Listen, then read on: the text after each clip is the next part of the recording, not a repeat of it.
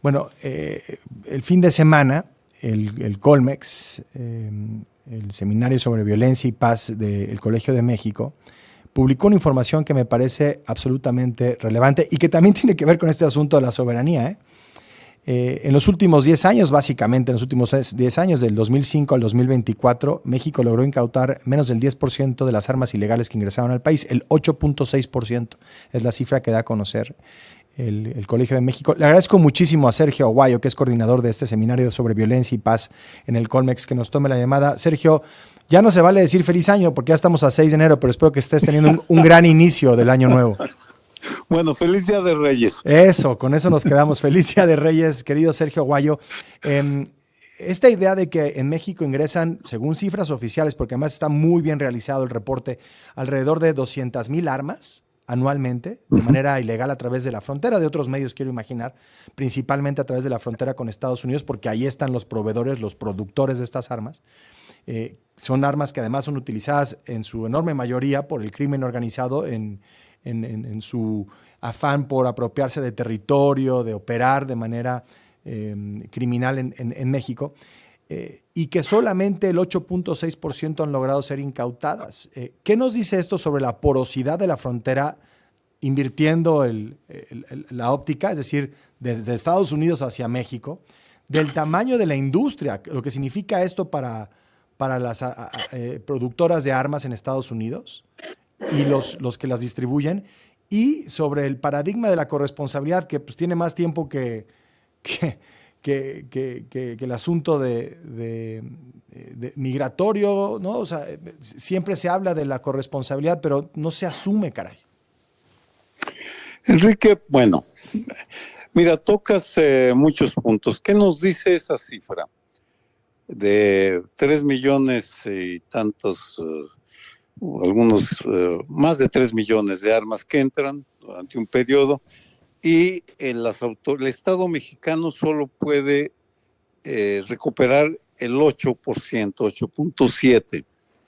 Primero, la ineficiencia del aparato de seguridad mexicano, porque no son capaces de controlar las fronteras para los bienes que están entrando y que son bienes nocivos para la población.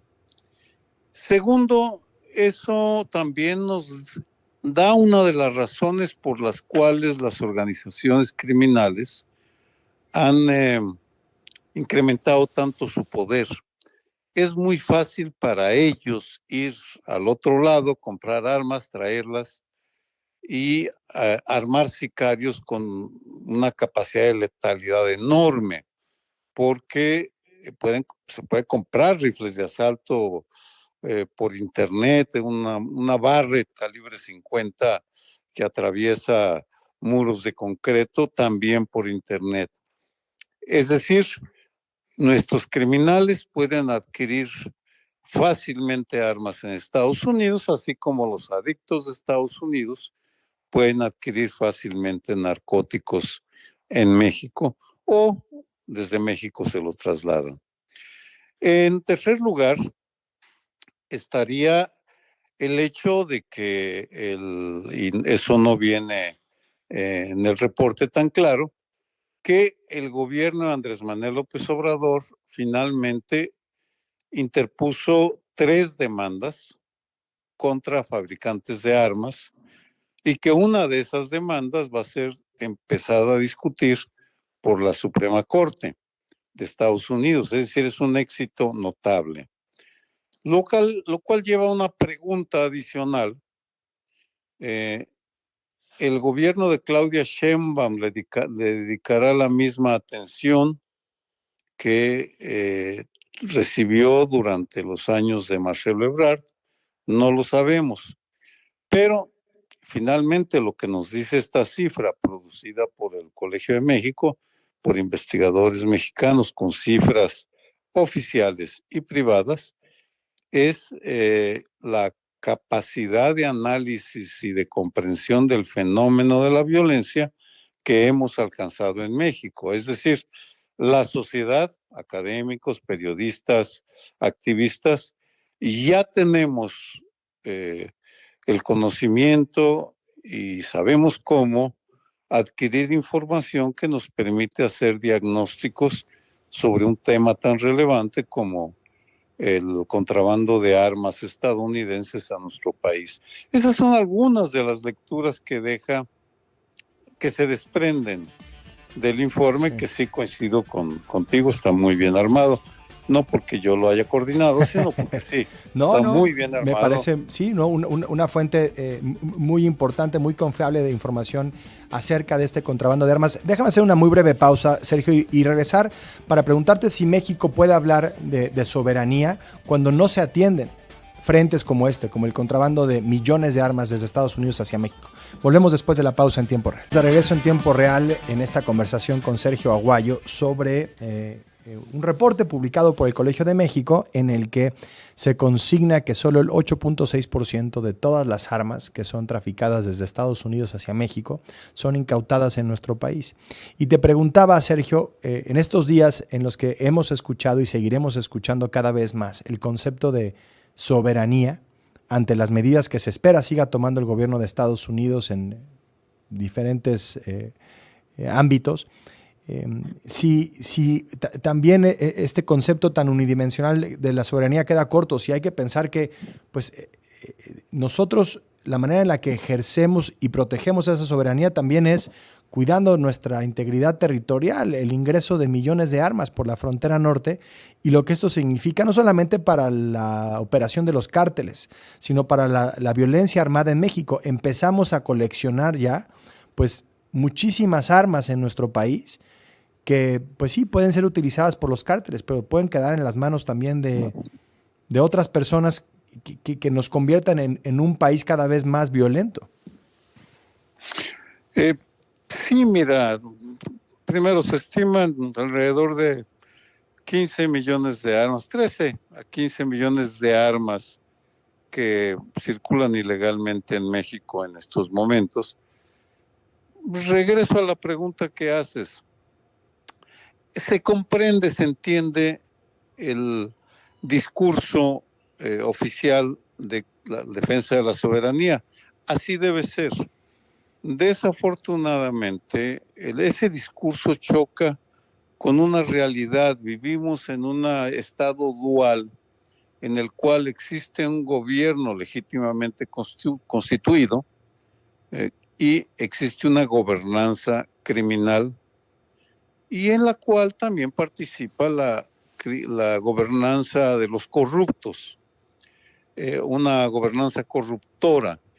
Y en ese sentido, eso se condensa en espacios como las aduanas mexicanas.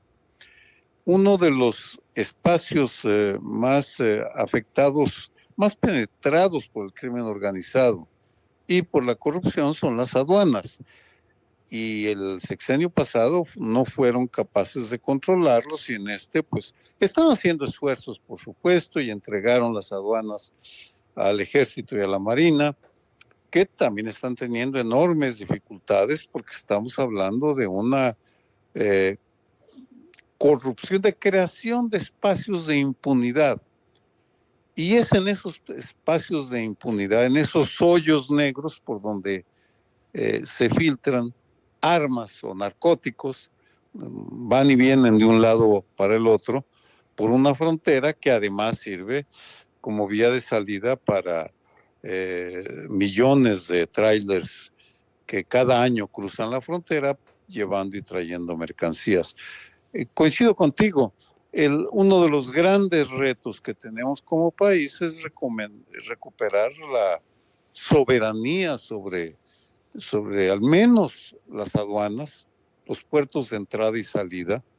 Ya no digo nada de los terrenos, algunos baldíos, otros con una muralla, pero sí al menos los puertos de entrada, las aduanas. Sí. Finalmente, Sergio, quería preguntarte, obviamente no sabemos qué es lo que va a pasar, la información que tenemos nosotros habla de que es un hecho, que serán designados como organizaciones terroristas los cárteles de la droga una vez que asuma la presidencia Donald Trump. Sí recoger tu impresión sobre la posibilidad de que esto ocurra. Nos dicen del lado estadounidense que la intención es saltarse todos los filtros burocráticos que se encuentran cada vez que quieren actuar contra objetivos prioritarios y que no pueden congelarle todas las cuentas inmediatamente y que no pueden negarle los beneficios migratorios y que tienen que pasar por el debido proceso. Aquí me dicen lo que buscamos es actuar de manera contundente, directa, rápida contra estos objetivos que podamos vincular a organizaciones terroristas, sea quienes sea.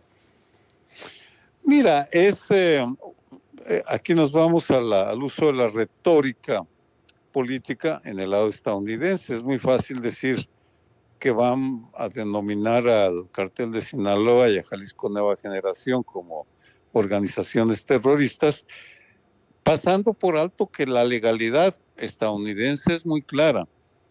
Merecerán cárcel todos aquellos que colaboran con organizaciones terroristas. Esto pone en el punto de mira a las armerías que venden de manera, o a las fabricantes de armas que entregan armamento a los personajes de paja, las figuras que compran armas para traerlas a México y entregarlas a las organizaciones criminales. Y a los funcionarios corruptos también que existen del otro lado de la frontera, por supuesto, ¿no? Son sujetos de persecución y de cárcel. Es decir, no es, por supuesto que me parece que va a tener consecuencias de muchos tipos. No hay blanco y negro.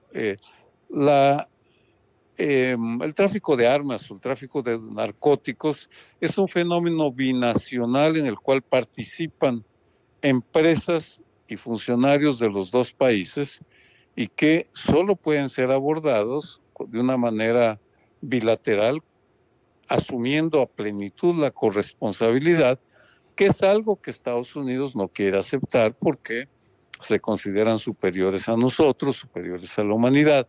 Por tanto, ellos no tienen por qué aceptar que también son responsables. Pues lo son.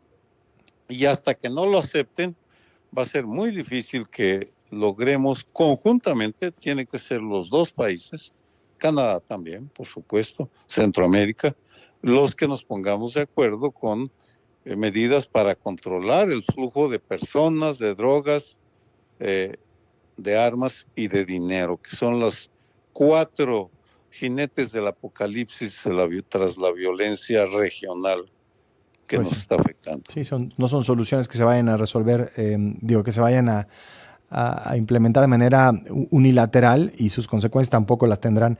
Sergio Aguayo, coordinador del Seminario sobre Violencia y Paz del Colegio de México, como siempre un gusto platicar contigo. Muchas gracias. Enrique, un placer.